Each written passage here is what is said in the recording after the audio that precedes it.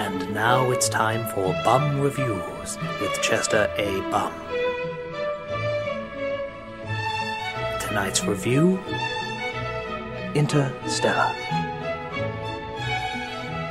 Oh my god, this is the greatest movie I've ever seen in my life!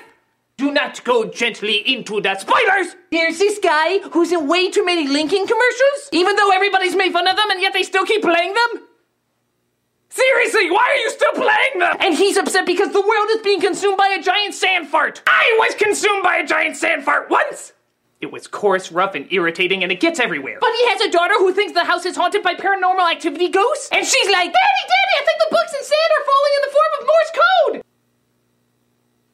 You've been drinking. But Matthew McConaughey ends up believing her because he always plays his role like a constantly tipsy man! I am in the gullible part of being tipsy, so I will believe you. I think they're coordinates! I thought they were coordinates even before you paid me to think they were coordinates. So they drive to the coordinates in the middle of this top secret place, which is so top secret and they claim nobody can find it that all they put up for security is a fence. I mean, there's an alarm and guards and stuff, but really, it's still just a fence.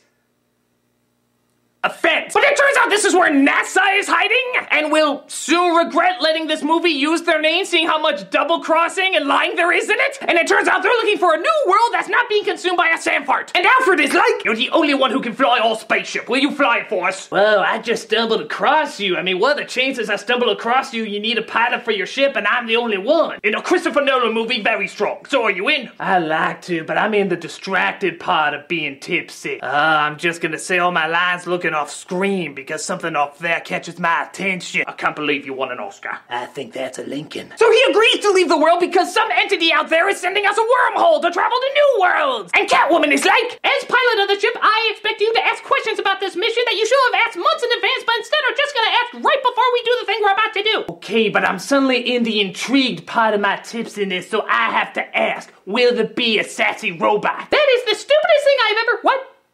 Yes, there will be a sassy robot! Can we call him Lincoln? No! So the robot is named Tars and he looks like a giant walking monolith from 2001, which is one of many sci-fi films this movie will constantly rip off. And Tars is like, I am an incredibly emotional and funny robot. But we're already emotional beings. Why did they give you emotion? Because Christopher Nolan characters are so lifeless, they actually figured a robot would have more personality. Well, just tell me you're not gonna get overly emotional and make stupid decisions because of it. No, that's Anne Hathaway's job. That's right. Now let me constantly be saved endanger the mission and talk about how love is the key to everything. Love for a Lincoln. No! So they go into the wormhole and they discover these 3 new worlds before them. And oh, heavenly majesty, oh, creative of all creativity, what do these 3 worlds look like? One's an ocean, one's all ice, and one's a desert. By God, the imagination of science fiction knows no bounds! But there is a downside to a movie full of nothing but downside. They made a mistake and have been gone only a few hours, but that means 23 years on Earth! And even in all that time, McConaughey's daughter has never forgiven him. This is a video message from my dad telling you that I've still never forgiven you because you selfishly ran off to save the world!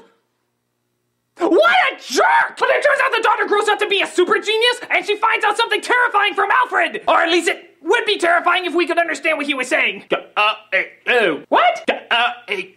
What? You know, I'll just wait for you to explain it so the audience can understand. This is a video message saying that the Earth is doomed. Thank you. So the astronauts try to figure out which planet to go to next, and Catwoman is like, I think it should be the icy one because I fell in love with the astronaut that none of you have seen. Okay, we have got to tone down this emotional stuff. Why? Because I'm a woman and you think I feel too much? No, because I'm in the philosophical stage of my tipsy acting, and now I'm starting to get all sorts of feels. Why don't we say emotional keywords that are great for the trailer? All right. Honor, love, forgiveness, hope, determination, future, Lincoln. Damn it! So they go to the plan and they find that her kinda, sorta, not really boyfriend is not there. But instead, it's another robot played by Matt Damon. We are Earth's only hope because philosophically we are the ones that have to survive. I don't think that's a robot. I think that's just Nolan's writing. But it sounds so epic and important. You're in the poetic part of your tipsy phase, aren't you? I think so. I'm starting to buy that love connects us all bullcrap you said. Hey! So as we get closer to the end, they decide to wrap up this incredibly gritty, this incredibly adult, this incredibly realistic sci-fi drama with a fist fight in spacesuits. You know, this really doesn't seem appropriate without the 60s Star Trek music. You're right. But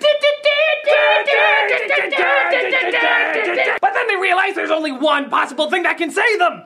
Science mumbo jumbo! If I send you through the wormhole, but I'll stay behind, I calibrate the calculations that maybe I can be inside the wormhole.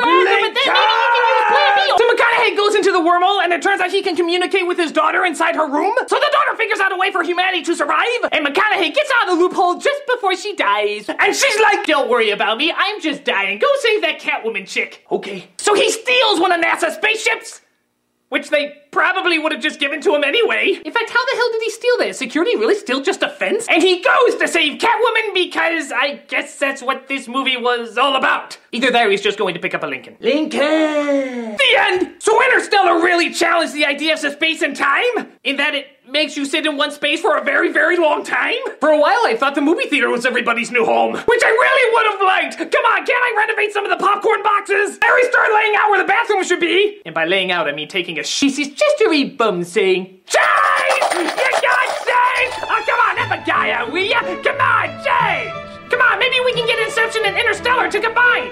Incepstellar.